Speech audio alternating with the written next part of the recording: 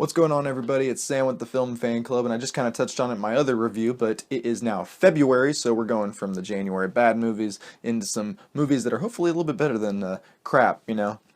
Because that's what we've just come to expect at the beginning of January, at the beginning of the year, and now we're going into February. We're not just yet into Deadpool and all the cool stuff, Batman vs. Superman and whatnot, that comes a little bit later, but we're getting some interesting things, Pride and Prejudice and Zombies. That's what we're talking about today. It's from the guy who directed Abraham Lincoln Vampire Hunter, whatever it was, Vampire Slayer, Vampire Hunter.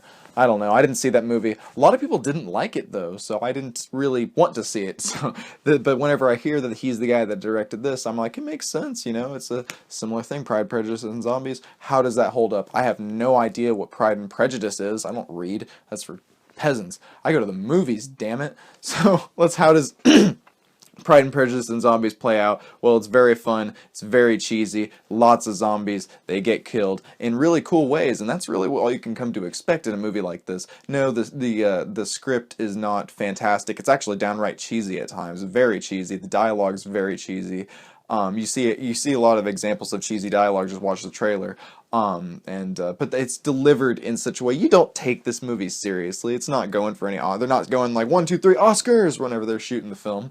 They're, having a ball doing it. Matt Smith shows up in this film. I like him as the 11th Doctor, and to see him in this was at least better than Terminator Genesis. So he's at least going a little bit up in his acting career. He went from Doctor Who, Terminator Genesis, then Pride and Prejudice and Zombies. I don't know I think it's Lily James or something. I think it's the chick from Cinderella is the main girl in this film, and she does a very good job as well. She was one of the two, her and Matt Smith, I really liked their performances in this.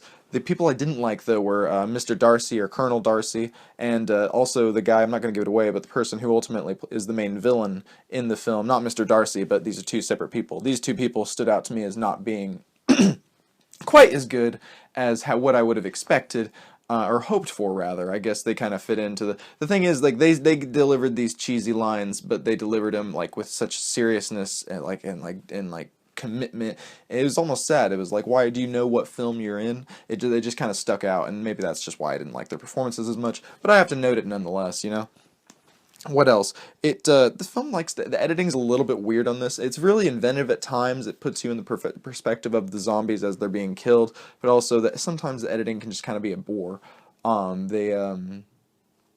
They fade to black quite a bit. It's a very jarring kind of thing, because it's like, are we jumping forward in time, or is this just like we're going to sleep? Why does it?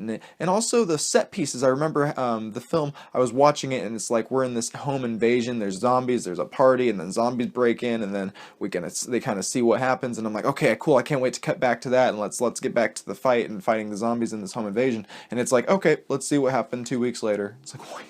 What? You did not close out that scene correctly. It just fades to black, and it's like, what? Where did that was not earned? So it is jarring, and the script's kind of to blame for that as well. So I mentioned that earlier too. More zombie action would have been cool, because the final fight, I mentioned there's an ultimate villain who's kind of orchestrating things. So it boils down to just a bunch of people fighting, and they keep referring to this Battle of London at the end that's happening, and you don't really see it at all. So I felt like the ending was a little bit weird in that respect, and it would have been nice to see a little bit more. But I get, with a budget, you know, they were able to do a lot of, they promised on what they wanted. The zombies were cool in this because they weren't CGI. They were actually people in makeup, and that's always appreciated in a time where CGI is overused. So the ending kind of drags. I kind of got to the end. I was checking my watch, and yeah. So overall, Pride and Prejudice and Zombies, it's a fun time at the theaters. I think you would enjoy it if you're just not really you just want to see some zombies get killed, and you won't get too bogged down by the emotional stuff, and you just got to recognize this is a cheesy film. If you're looking for something that aspires to be like a quote-unquote good film, good piece of cinema, maybe Hail Caesar might be more for you. It tries harder, but this film's pretty fun as well. It's like more action-y, so if you're into some action, go see Pride and Prejudice. If you want nonsense action, like nothing serious, just silly action, go see Pride, Prejudice, and Zombies. I give it 6.5 out of 10, so there you go. You can find me on the various social media sites at SamuelD Carrico, and check out the Film Fan Club show on Wednesday on this channel. Thanks.